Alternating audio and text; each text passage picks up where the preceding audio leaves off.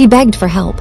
Her parents called priests. What happened next became one of the most terrifying exorcism cases in modern history. Anneliese Michel was raised in a deeply religious Catholic family. At age 16, she began experiencing blackouts, seizures, and hallucinations. Doctors diagnosed her with temporal lobe epilepsy and later, psychosis. She was put on medication, but her condition only got worse. She claimed to see demonic faces, hear screaming voices, and feel something inside her. She destroyed crosses, refused to eat, drank her own urine, and slept on the cold floor as penance. Her family became convinced this wasn't mental illness, it was demonic possession. 2 Catholic priests, Father Ernst Alt and Father Arnold Rentz, were eventually granted permission to perform a real, church-sanctioned exorcism. This wasn't one session. It was 67 exorcisms over 10 months. Each session lasted up to 4 hours, during which Anneliese spoke in different voices and languages, claimed to be possessed by Lucifer, Judas, Nero, Hitler, and more. Screamed, barked, growled, starved herself, refusing food because she believed it was part of the ritual. Audio recordings from the sessions still exist. They are absolutely chilling. Her voice is inhuman.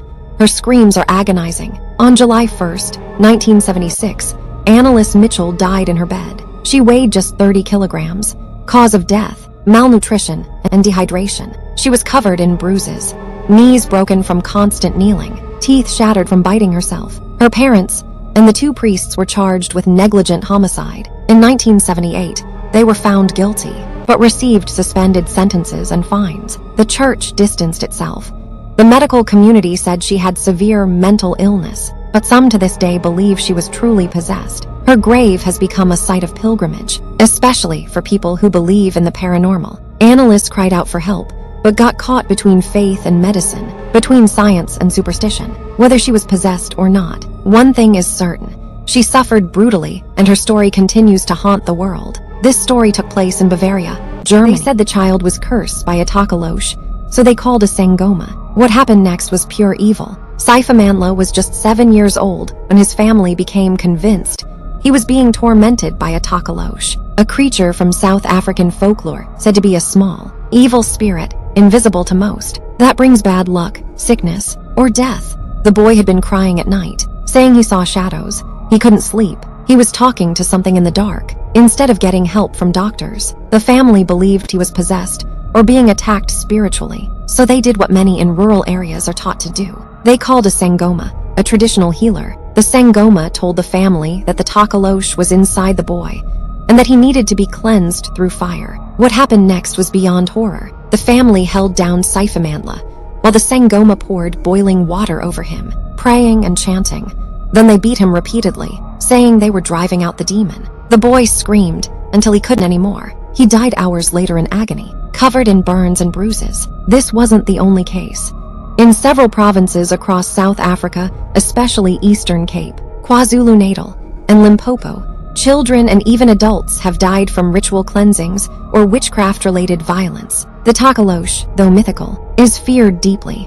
Some people sleep with bricks under their beds to keep it away. Others seek protection charms. Or worse, they find someone to blame. After public outrage, the Sangoma and some family members were arrested. But in many similar cases, killers go free, especially when villagers back the belief that the person was cursed. Traditional beliefs are still deeply woven into everyday life, and when mixed with fear and ignorance, it creates real-life nightmares. The scariest monsters in these stories aren't the demons or creatures. They're the real people went missing.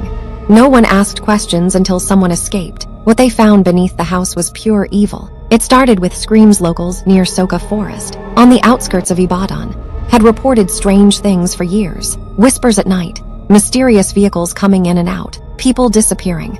But no one really paid attention. Until March 22nd, 2014, when a man escaped, bloodied and half-naked, screaming for help. He said he had been kidnapped, chained up, and nearly killed by people doing ritual sacrifices. Residents followed him back to where he came from. What they found was a house of horror. What was inside the ritual den? Inside the abandoned-looking compound, they found over 20 decomposing bodies, dozens of human skulls and bones, chains bolted into the floor, and walls torture tools, shallow graves, some people still alive, barely, locked up, starving, waiting to be slaughtered. There were also fetish items, blood-stained clothes, charms, and shrines. The victims said they were kidnapped by men posing as bus drivers or offering jobs. Some were brought by people they trusted, family members, or friends who sold them. Why? For money rituals. It's believed by some that using human body parts in juju ceremonies can bring wealth, power, protection, and political success. Victims would be killed, dismembered, and sold in pieces to clients including, allegedly, businessmen, politicians, and traditionalists. The chilling part, locals claimed the place had operated for years. Authorities were slow to act. There were whispers that powerful people were involved, and that's why it was hidden for so long. Even after the bust, no major names were ever exposed publicly. A few low-level suspects were arrested, but the true masterminds, still unknown. It wasn't deep in a forest. It wasn't in a movie. It was in the middle of a major Nigerian city. A house where people were killed, cooked, and sold, all in the name of wealth. And if that man hadn't escaped, it might still be happening. This story happened in Ibadan, Nigeria.